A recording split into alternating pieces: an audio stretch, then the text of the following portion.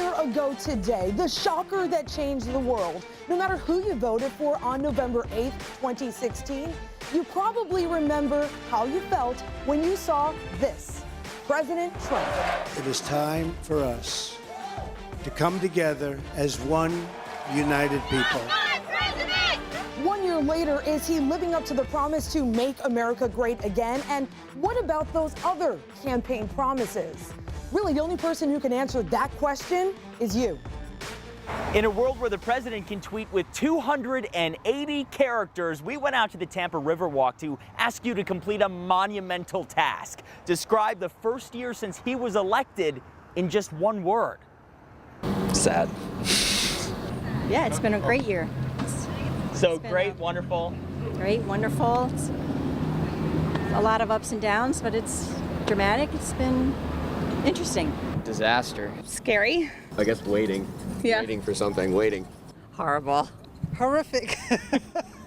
Horrific. What do you think? Challenging. Challenging. And why do you think that? Just because there's been a lot of obstacles, you know, with the president. Productive. What's one word do you think to describe the first year?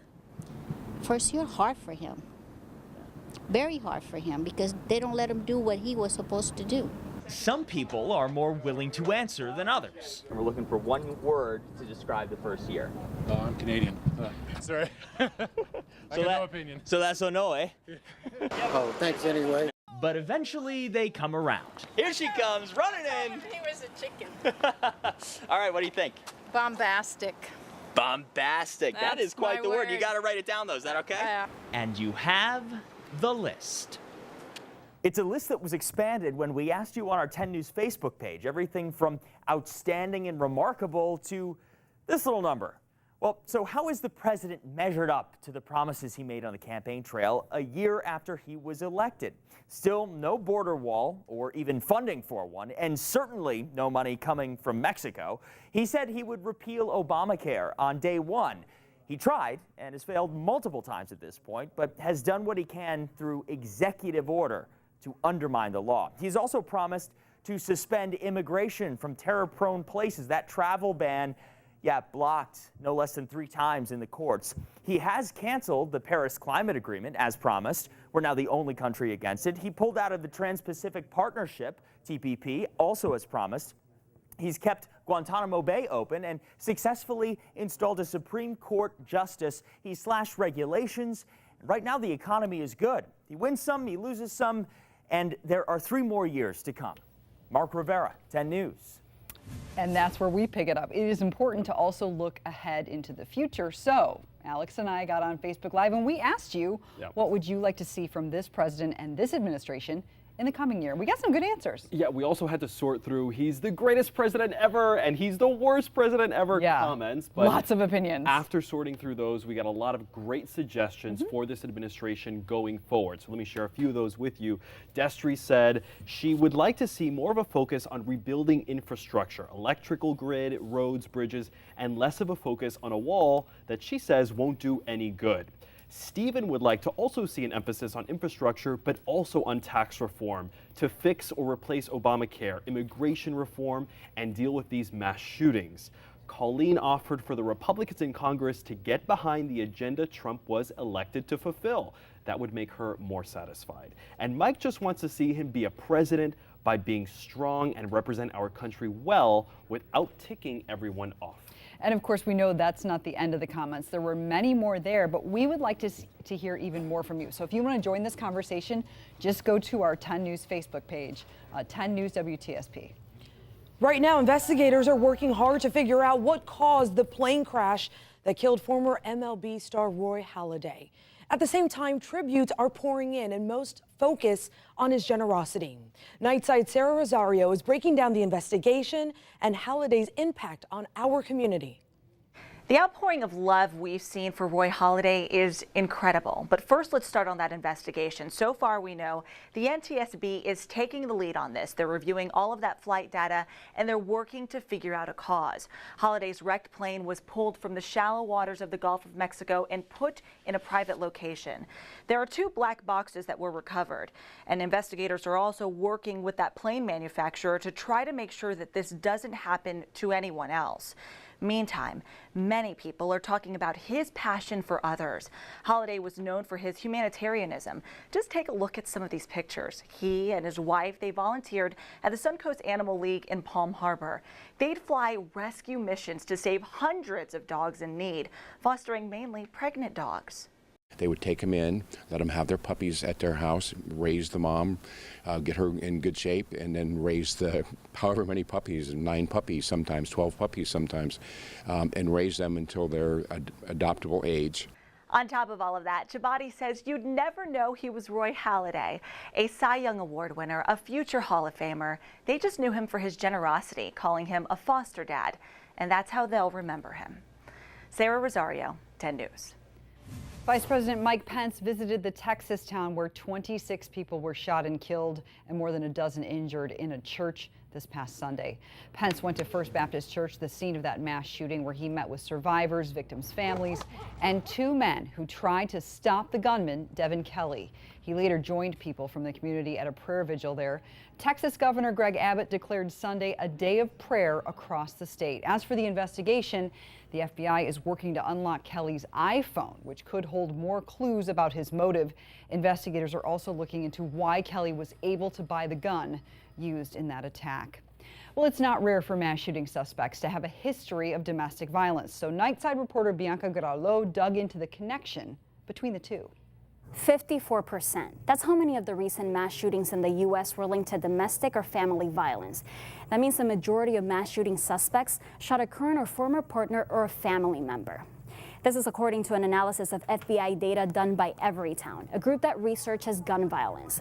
Here's the thing, there is a law preventing people convicted of domestic violence from buying guns. It dates back to 1996. So how do they continue to gain access to guns? Well, in the case of the Texas gunman, the military had convicted him of domestic abuse, but they didn't report it to the National Criminal Information Center database. So his conviction did not prevent him from buying the rifle he used to kill 26 people. Another problem in trying to prevent domestic abusers from buying guns is the so-called boyfriend loophole. The 1996 law defines domestic abuse as an attack on someone the abuser is married to, has a child with, or has lived with. It doesn't include a person the abuser was just dating. Now, lawmakers are moving to try and close those loopholes to ensure the military reports domestic violence convictions to the database, and so that people found guilty of even stalking cannot buy a gun. Bianca Gralo, 10 News. It's been almost 4 months since that massive sinkhole that we see right here opened up in Land O'Lakes, and the video is really hard to see. I mean, we cannot forget that video. Yeah, absolutely. 2 homes were destroyed, 8 others have been condemned, and they are just unlivable. Yeah, and this sinkhole today actually looks almost exactly the same. Not as much debris, but not much has changed. And the county wants people to know that they are not forgotten. A lot has to happen before this sinkhole can be repaired, if that's even going to happen. Tonight, the county bringing impacted homeowners up to date on the very latest information at a community meeting in Land O'Lakes. The county says work really can't begin until they understand what's happening underground, what the environmental impacts on the drinking water might be, and if this giant sinkhole is really done evolving. It's kind of unknown what's going on subsurface. We've done some shallow surface testing with ground penetrating radar, and we've done some borings, but that doesn't really give us a complete enough picture underground, subsurface, of where that system actually connects down into or is part of. I think we've all went through a lot of emotions, and now we're frustrated because we don't know what we're going to do, whether we have to tear them down, whether we have to keep them and fix them up, or what's going to happen. Yeah, you really got to feel for those homeowners. And of course, after they figure out the best course of action, they have to decide how all this is going to be paid for. The county says their emergency reserve budget is running low because of Hurricane Irma, and this incident won't meet the minimum cost threshold for emergency FEMA funding. The county commission is ultimately going to have to decide what to do. Katie? Close to 2 months later, Puerto Rico is still struggling after Hurricane Maria, but tonight, a big name from Broadway is giving that island something to look forward to.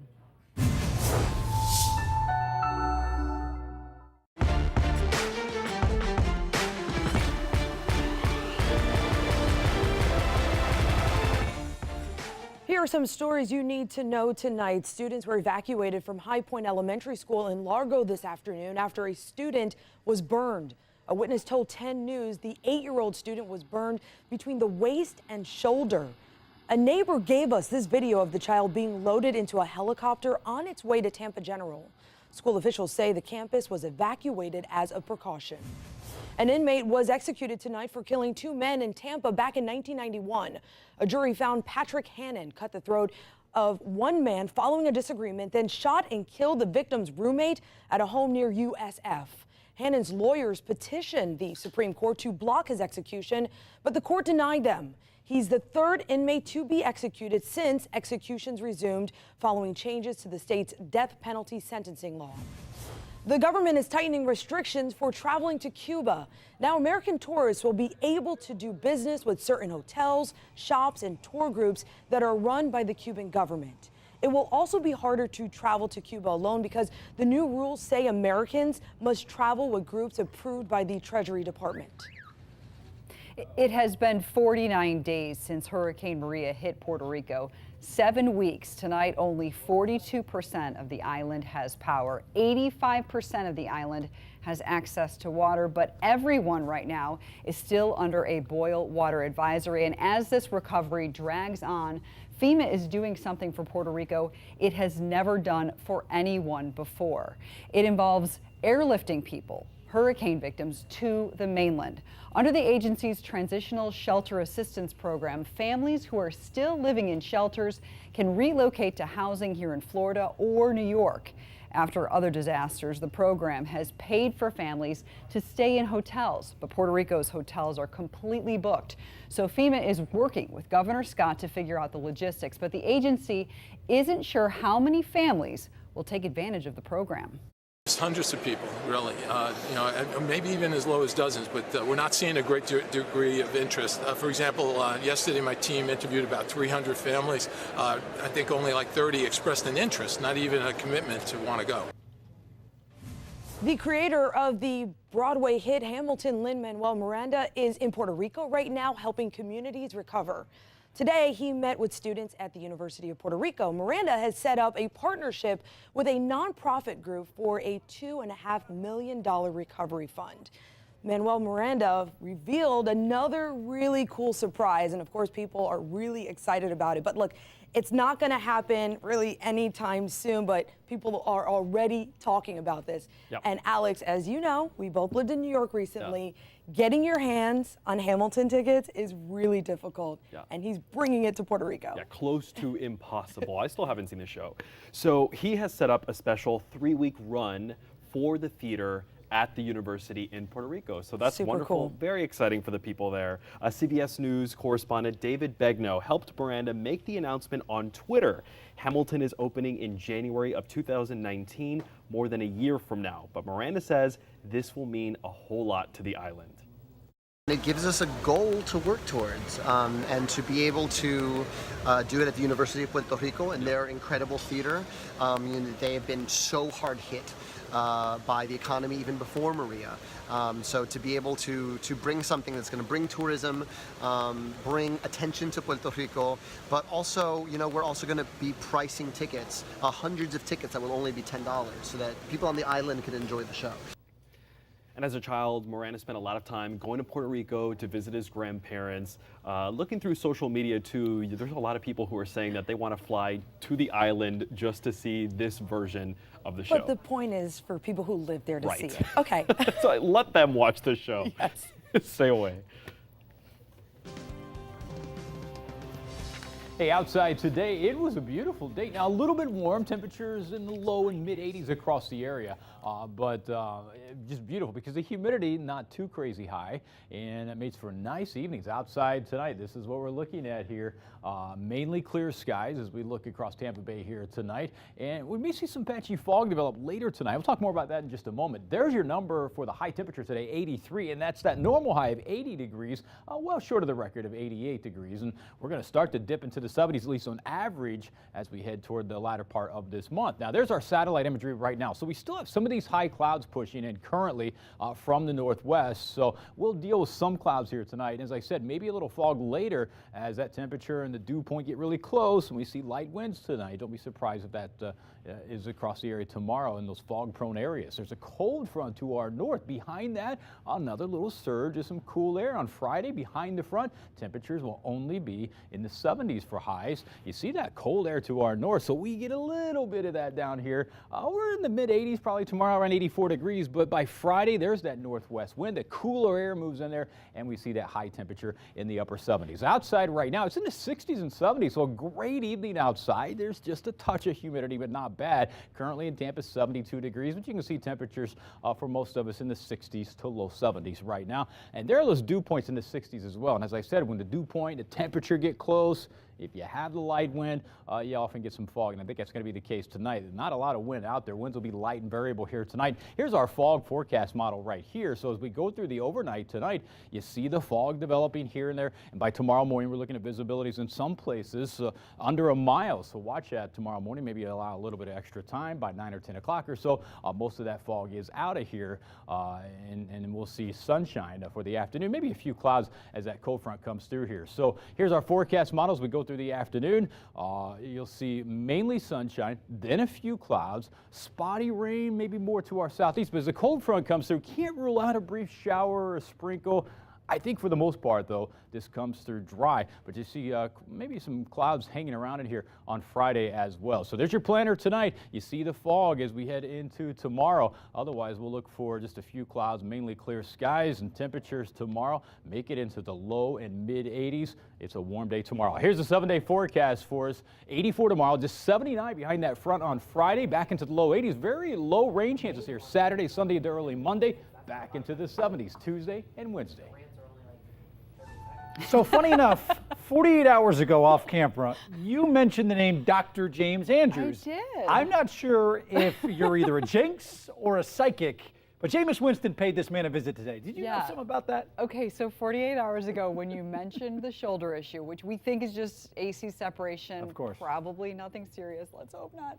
I said, I bet he's going to go see Dr. Andrews. No one knew this, but Jameis, of course, revealed this today. I got to play the lottery now. Yeah, you should. So when his name is brought up, Katie, obviously it piques your interest, especially when your star quarterback pays him a visit. He is the guy, though. Absolutely. Everybody went into full freakout mode. But as Justin Granite tells us, and as you will sure tell us, Katie, there is no need for concern with Jameis's shoulder, at least not yet.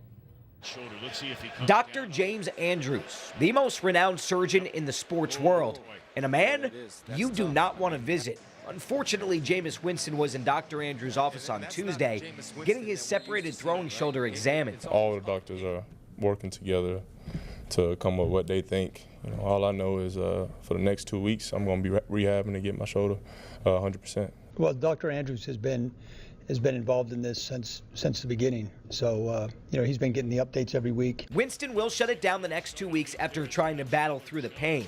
When asked if the injury affected his throws, Winston redirected the conversation. I can't really speak on that because it's about wins and losses. You know, you win games. We're not even talking about my shoulder. But the Bucs aren't winning, nor are they acting like professionals. Against the Saints, Winston poked Marshawn Lattimore, which sparked a brawl leading to the suspension of Mike Evans. Since joining the Bucs, Winston has reinvented his image.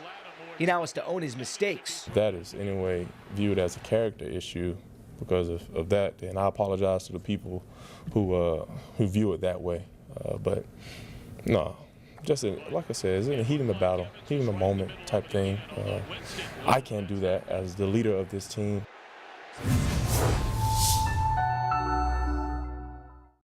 Now, from your Suncoast Hyundai dealers, this is 10 Sports. It's hard to put into context just how absurd of a season Nikita Kucherov is having so far for the Bolts, but 538 actually did a good job today of giving it some historical perspective. And basically, he is sustaining a goal per game pace. And what that means is only 5 players in NHL history have reached the 50-50 club, or as 538 dubbed it, the holy grail of scoring. So 50 goals in 50 games. The last to do it, the great Brett Hull, some 25 years ago. But Nikita Kucherov, the ghost of Nikita Kucherov, has a shot to join Hull, Gretzky, Lemieux, and Maurice Richard if he keeps this pace up. Boy, oh boy, that's some amazing company. Now, Kucherov and the Bolts currently underway in San Jose. Hope you didn't blink once the puck dropped because the Sharks smelled blood right from the jump. 25 ticks in, 1-0 San Jose. They've actually won 5 straight coming in. But the Bolts responded as they've done so many times early on this season. The young Jake Dotchin notching his first career NHL goal. So Kuch not on the board yet, but his Bolts currently tied at the first intermission.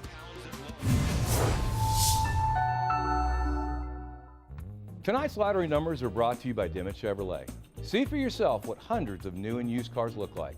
Volume and price make the Dimmitt difference. Visit DimmittChev.com, where everyone wins. So many people are talking about this. Price is Right today. It all had to do with what one contestant did on this game called Let 'Em Roll. Go ahead and take a look. Yeah, this is. You have $1,500 cash. You can keep that or go for another roll. Try to get the 5 cards. Put that roll at 1. I'll take the $1,500 cash, Drew. You don't want to roll that 1 to try to win the card? No, I'll take the $1,500. Are you sure? I'm sure. But you get 2 more rolls. You get 2 more chances to to turn that $1,500 into a car. I won the $1,500. So uncomfortable to watch. People that. are going nuts. That one lady looks like she's about to jump the rail.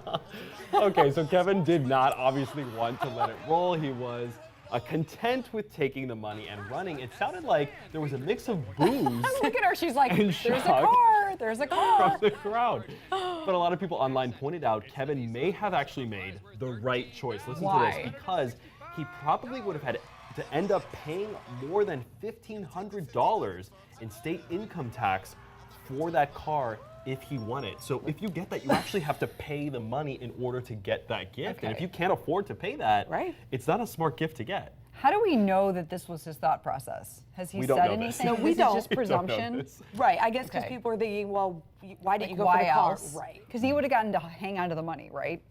No matter what happened. Yeah, 1 bird in the hand is better than 2 in the That's bush. what I So was he would have thinking. had It's like to $1,500, keep thank rolling you. and risk it. You got $1,500 right in front of you.